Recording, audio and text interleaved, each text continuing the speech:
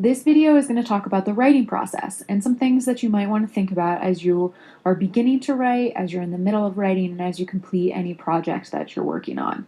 You'll notice looking at the graphic as it stands now, there are three main components to the writing process, and we're going to talk about those as we move through this presentation. The first thing that I want you to know is that there is no right way to go through the writing process. This process works differently for everyone, but there are three main steps that you'll want to focus on. These involve brainstorming, drafting, and revising your paper. When you think about brainstorming, you want to think about doing something in order to get your thoughts together before you begin writing. This should allow you to be more organized as you are writing, to keep you focused and less likely to go off on tangents. And by doing some kind of brainstorming task, this should shorten your revision time. Revision can be really difficult if you have no guidance, if you are just sort of putting your thoughts on the page and then trying to figure them all out as you go. So you want to spend about 10 to 20% of the total time it takes you to complete your project on brainstorming. I'll give you a couple of suggestions of things you might be able to do when brainstorming, but remember that you might want to try different ones to see which one works best for you, because it is, again, different for everybody as far as what makes the most sense and what feels like it will get you the most organized and ready to write. One thing you might want to do is journal. Journaling is exactly what it sounds. Whether you did it as a child or you know people who did, this is really informal writing. This is not designed for really anybody else to see, but it's a way to help you get your thoughts down and get your thoughts organized and together before you begin a more formal paper. So the idea would be to just, as though you're writing a letter to yourself or you're writing to your own journal, just start thinking about the topic, think about what you know about it, what any readings you've done have said about it, what your thoughts are, and start to get those together. It will help direct you when it comes time to write a more formal paper.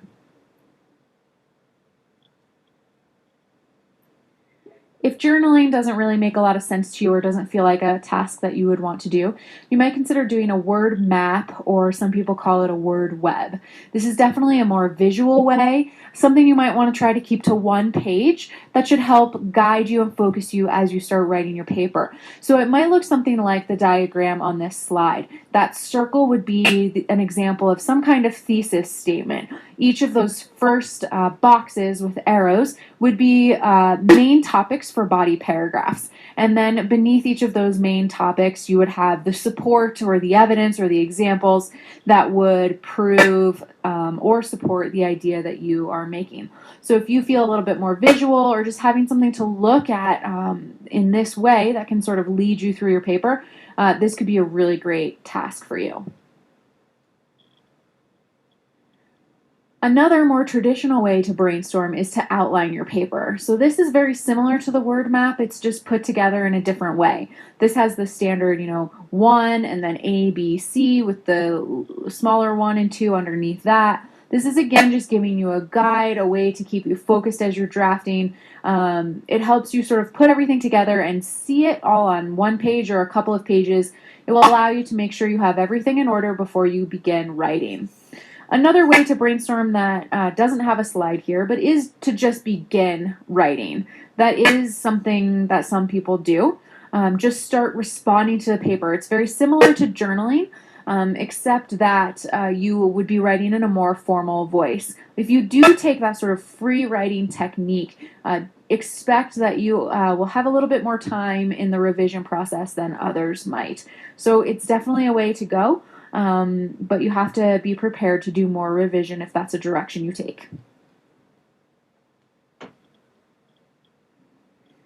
Once you've done some kind of brainstorming for your paper, you've gotten your ideas together and you're ready to move forward, that is when you can start moving on to the drafting stage of your paper. This is exactly what it says, moving from putting those ideas down in a word web or an outline or whatever you've chosen to do, and now getting them on the page. I recommend that you do this in a relatively quick fashion. Take a couple of hours and just sort of get it out, and then walk away from it. Come back later and move on to the next step. Or just do your best. If you need to break it up, just do one paragraph at a time. If sort of sitting down and getting it all done at once doesn't work for you.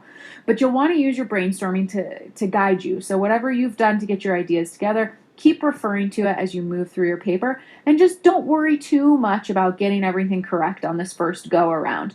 You want to just get it all down. And this should take about 20 to 30% of the total time it takes you to complete your project. So brainstorming takes the shortest amount of time, drafting is next, and then that leads us to our next step. The last step in the writing process is the most time intensive. This is where the bulk of your time should be spent when you're writing your paper. You got your ideas together and then you put all the words on a page. Now it's your job to start taking all of those words and refining them.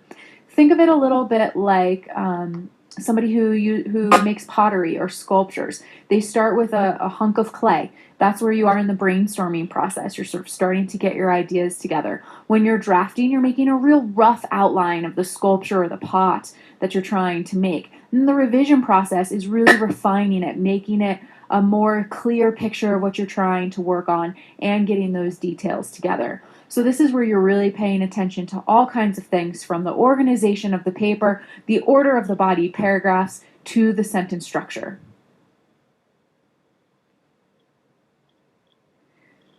But as you're revising, worry about the higher order concerns first. These are big picture items. Things like, what are the order of my body paragraphs? Do my topic sentences represent the main idea of each body paragraph? Do I have quotes that actually support that topic sentence claim and my thesis statement? Am I integrating them well? Am I explaining them well? You want to work on these things first, because it doesn't make a lot of sense to go through and say correct all your spelling or commas if you're just going to end up deleting whole sentences or potentially even paragraphs, or moving them around, so then you have to redo transitions, for instance. So really work on these higher order items before you get into the lower order concerns.